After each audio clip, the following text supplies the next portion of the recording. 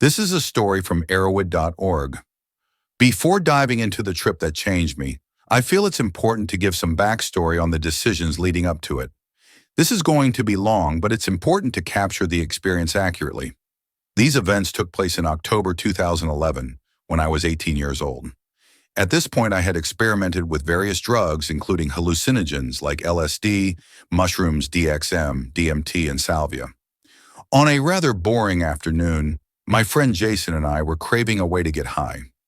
After some discussion, two other friends, Alex and Wyatt, arrived at Jason's house with an exciting proposition: Dramamine. Alex had taken 45 pills earlier and suggested we try the same. In my naivety, I agreed to take 43 pills, unaware of what I was about to experience. I washed down the pills with Dr. Pepper around 6 p.m. Initially, there were no noticeable effects, but by 7:15 p.m., I began to feel a subtle shift in my thoughts. I was still lucid, but began to feel somewhat detached. We decided to walk to a nearby store, and despite the increasing lethargy and the darkness feeling unnatural, I felt euphoric and energetic. The walk passed in light conversation, with no major incidents. At 9 p.m., I sat down to relax and close my eyes. But when I did, I visualized the room I was in, with slight but unsettling differences. Shadows outside the window transformed into sinister figures with empty eyes. Reality seemed to distort, and I began questioning whether what I was experiencing was real or imagined. Time seemed to slip away, and I lost track of whether I was asleep or awake. The room started to spin, and I found myself in a warped version of the same space where the people around me, friends and strangers alike, felt like imposters. I was both aware of this and unable to escape it. The voices around me seemed to mock me, disintegrating into dust when I tried to interact. I continued to lose my grip on reality, flickering in and out of what felt like an alternate world.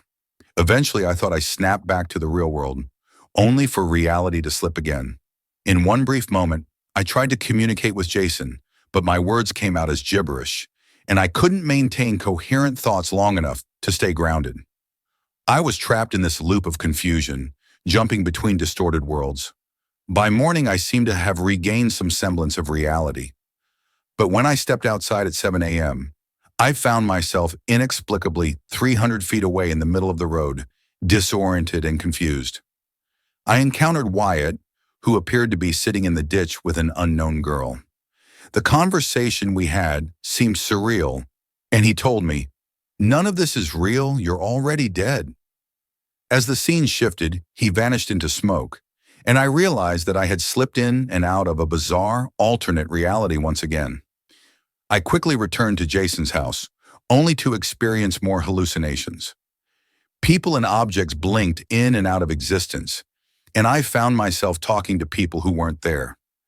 I entered the bathroom, where my reflection was not mine, and panic set in as I saw insects swarming from my discarded clothes. I fled in terror, and eventually I fell into an exhausted sleep. When I woke up 22 hours later, I was drenched in sweat, running a fever of 104. My friends were concerned, and the reality of what had happened began to sink in. I felt utterly drained, both physically and mentally. 2 hours later, Alex's mother arrived at Jason's house, visibly shaken. Apparently, after Alex had taken a similar dose, he began hyperventilating and had a violent breakdown at the hospital, which led to a seizure and cardiac arrest. He survived, but just barely. He had taken only 2 more pills than I had, and I strongly believe that I was very close to dying that night. It made me question everything about life, reality, and the spirit world. This experience taught me that Dramamine, a drug I once considered harmless, is no joke. I don't recommend it to anyone.